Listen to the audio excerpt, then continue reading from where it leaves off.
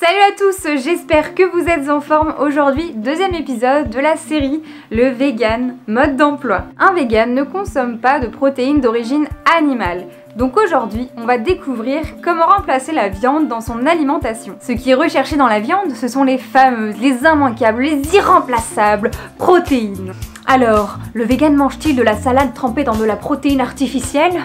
Nous allons le découvrir. J'ai songé à interviewer ce panel d'individus herbivores qui développent leur musculature avec des végétaux et puis je me suis dit, on va faire très simple. Les protéines végétales, on les trouve partout et très facilement. Alors voici 8 ressources brutes de protéines végétales. Ok, donc on va commencer avec les légumineuses, ou qu'on appelle aussi les légumes secs. Donc c'est les plantes dont le fruit a une petite enveloppe qui contient une graine. Donc en l'occurrence les lentilles, les haricots rouges, les haricots en général, les pois cassés, les pois chiches, etc. Ensuite les noix, donc les pistaches, les noix de cajou, les amandes, etc.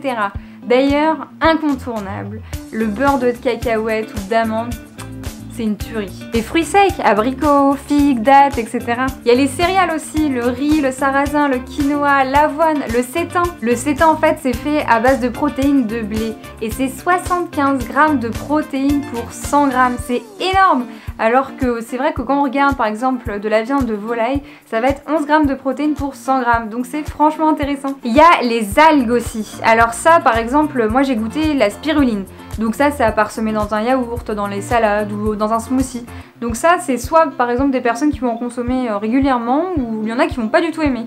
Donc c'est ça aussi qui est intéressant dans la nouvelle découverte des protéines végétales, c'est que tu as le côté aussi expérimental et chacun va te faire sa propre expérience. Ensuite on a les graines, donc soit à manger comme ça, comme celle de tournesol, de courge, etc.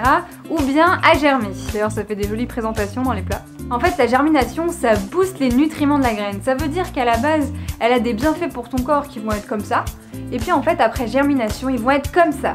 C'est hyper intéressant et en fait c'est hyper simple à faire, donc soit tu les achètes toutes faites, soit tu les fais à la maison et franchement c'est très simple et pour débuter les lentilles c'est très facile. Ensuite le fameux, le soja et ses dérivés, c'est-à-dire le tofu fumé que j'adore, le miso de la soupe japonaise, les protéines de soja texturées qui se présentent comme ceci et bien d'autres choses encore faites de soja. Enfin il y a les légumes. Alors de façon générale les protéines dans les légumes ça va être une teneur assez faible, mais par contre il y a quand même la tomate séchée qu'on peut pas négliger avec 14 grammes de protéines pour 100 grammes. Donc toutes ces ressources sont des protéines. Après avec ces mêmes éléments en fait on peut créer des viandes, des steaks, etc. comme on peut voir avec ces burgers.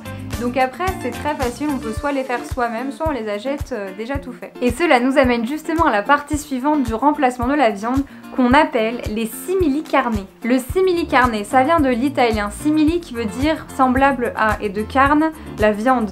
Donc en fait le simili carne c'est l'aliment qui ressemble à de la viande mais qui n'est pas issu des animaux mais des végétaux. Et pour en avoir testé un certain nombre, que ce soit fait par moi-même, acheté donc de différentes marques ou dans les restaurants, franchement il y a des simili carne qui sont super bonnes. On peut trouver ça dans les grands magasins comme Leclerc, Carrefour, Auchan, Monoprix, tout ça. Et les magasins bio genre Naturalia, les Nouveaux Robinson et tout ça. Bref, des magasins qu'on a relativement tous près de chez soi. Donc ça on peut les acheter soit donc en rayon, ou sinon pour un choix encore plus large de simili carne, on peut également les acheter sur internet. Donc là j'ai choisi le site Un Monde Vegan.